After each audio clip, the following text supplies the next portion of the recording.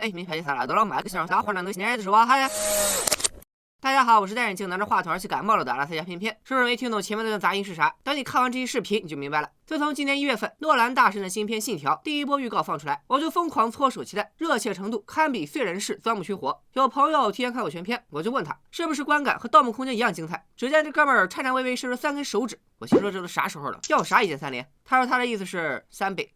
我听完直接裂开，比《星际穿越》更科幻的理论基础，比记忆碎片更刺激的叙事轨迹，比《盗梦空间》更炫酷的视觉奇观，会是一部什么样的电影呢？上周我终于有幸一窥这部片子的真容，看完就有一个感受，说是3倍于前作其实有点夸张了，主要是想表达对诺兰的敬仰。就我一个纯种文科生的视角来看，也并没有感觉到太大的理解难度。信条的好看其实是在于细节的丰富性和理论基础的专业程度，但就算你一个细节没发现，一个理论不知道，但起码故事你肯定是能看懂的，一样可以有不错的观影体验。当然了，这期视频必须得整点干货，所以我还是略微做了一点功课，跟2个朋友聊一聊，不但对理论知识进行了补充。这一聊又回想起了很多当时没注意到的小细节，也是越咂摸越香，越想越兴奋。其实诺兰的电影像如此，不管是《盗梦空间》还是《星际穿越》，都花了很大的篇幅对主人公其实也是对荧幕前的观众们进行教学，跟打游戏似的，先进入一个游戏，了解这个游戏的世界观，学习怎么在这个游戏里生存，怎样使用道具，然后再实地玩一把，把电影推向最高潮。信条也一样，只不过这次诺兰缩短了新手们学习的时间，直接把主角和观众丢进了新游戏，在升级中学习，在学习中升级。今天我就短平快的给大家搞一波心理建设，先从电影名称讲起。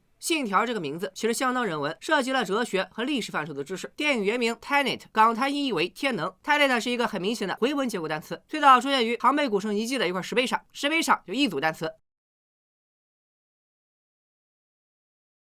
这组单词也形成了回文结构，正着看、倒着看、斜对角看、转圈看，咋看都一样。Tenet 就在这5个词中间，象征着影片中的时间，也能形成一个闭环。不仅是这5个单词，影片里还出现了很多象征着循环、闭合的符号。有兴趣的小伙伴观影的时候可以找一下。之所以诺兰这么重视这个概念，我感觉他是想表达鸡生蛋，蛋生鸡，循环往复、无穷无尽的观点。过去影响着未来，未来又决定了过去，两头互为因果。故事本身其实很简单，讲的就是一个间谍利用信条拯救世界。诺兰在幕后的花絮里也提到，他从小就爱看各种谍战片，因此很憧憬拍一部谍战大戏。这次终于安排上了，不仅有谍战，还叠加了科幻片的视觉奇观。Tenet除了能翻译成信条，在拉丁语里大概是掌控的意思。掌控啥呢？就是诺兰总爱玩的时间。从预告片可以观察到，影片呈现的世界有2种模式，一种是正向的，一种是逆向的。逆向的也就是时间倒流。大家一定要注意啊，是时间倒流，不是时空穿越。而且时间不仅能倒流，还能跟正向空间的人交汇，共处一个环境。当时我就斯巴达了，这特别怎么拍的？先不管怎么拍的啊，这里还得引入一个物理学概念熵，把这种情况解释一下，才能顺畅观影。虽然在这文科场学点理论知识也没啥坏处，我也尽量通俗的给大家解释。这个概念由德国物理学家鲁道夫·克劳修斯首次提出，描绘的是物理系统里的混乱程度。一个系统越混乱，熵值就越高。而在一个封闭环境中，熵无法自发的减小。就比如，只要你妈不打你，你就能坚持不收拾房间。只要你坚持不收拾房间，你的房间就不会自己变整洁，就会越来越乱，房间的熵值也就不会减小，除非你妈替你打扫。随着熵的逐渐增加，时间流动的方向性也就随之出现。也就是说，在宏观世界，熵是逐渐增加的，无法自发减少。这么看，武林外传里那段 solo 还真跟这电影呼应上了。但万一熵真的自发减少了呢？你的房间自动从乱七八糟变为井井有条了呢？这就是影片中出现的倒放效果。现实中的事物都遵循着由因到果的规律，但在熵减的倒放情况下，就变成了由果到因。当然了，因为无法证明熵减到底是啥样的，在逆向世界里，水的反义词未必是火，冷的反义词也未必就是热。诺兰呈现的只是一种可能性。以上这些都是我哥们儿传授给我的，有纰漏的话，我替你们去打他们。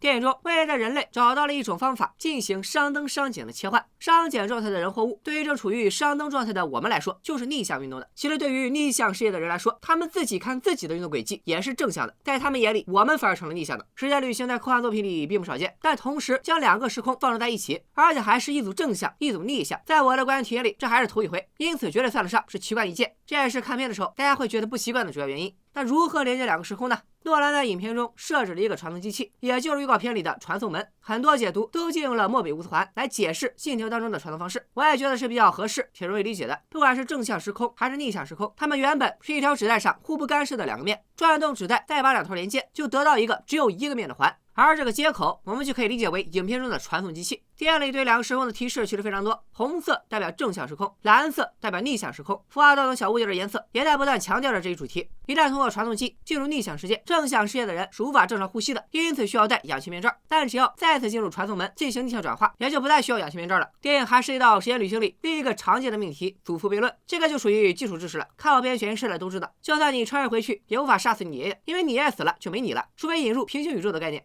当然了，诺兰这种硬核男人自然不会解释不通平行时空，电影中的因果早已注定无法改变，而且各种伏笔和铺垫一一对应，严丝合缝，看的人非常过瘾。掰扯了这么些个硬核的设定，咱们再讲点软和的。刚才说了，就算第一次观影的时候不能捕捉所有信息，也不影响体验这部电影的震撼之处。用影片中非常重要的一句话来概括，就是不要试图理解它，而是要去感受它。作为出了名的实拍狂魔，什么360度旋转走廊、自己种玉米地、炸医院啥的，已经不够拿来玩的了。他这次又双落着冲动消费，买了架波音747，拍摄现场直接炸了一架飞机。一部视效科幻大片，全片特效镜头居然不超过300个，不得不服啊！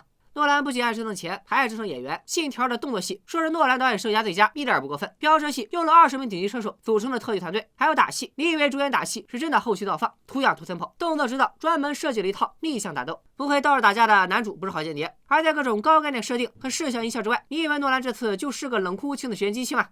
其实这么说也没毛病，但因为设定的原因，观众直到影片快结束的时候才会恍然大悟，男主约翰·大卫·华盛顿和罗伯特·帕丁森之间有事儿。两人演技也是没得说，约翰·大卫·华盛顿是影帝丹泽尔·华盛顿的亲儿子。小罗同学虽然是拍偶像剧起家的，但俩人的表现绝对扛得住大荧幕检验。我也是从影院出来过了好一阵子，才突然意识到他俩的羁绊。这段绝对是猛男看了也落泪。话又说回来了，光听我输出肯定是不够，具体的还得自己亲身去电影院感受。我反正是已经严阵以待，就等明天 IMAX 2刷了。对于没看过的小伙伴，我的建议是：一刷体验正向逆向交织的世界是啥样，2刷就能看到大量毒气匠心的细节。有兴趣3刷的话，估计就能完全沉浸其中，体验玩弄时间是个啥感觉了。要是不想刷那么多遍，你别着急，我之后可能还会出一期详细的剧情解说视频，给大家细细扒一扒其中的细节。咱也不敢说是破解诺兰，就是通过这个方式更清晰的感受诺兰作品给人传递的概念和情感。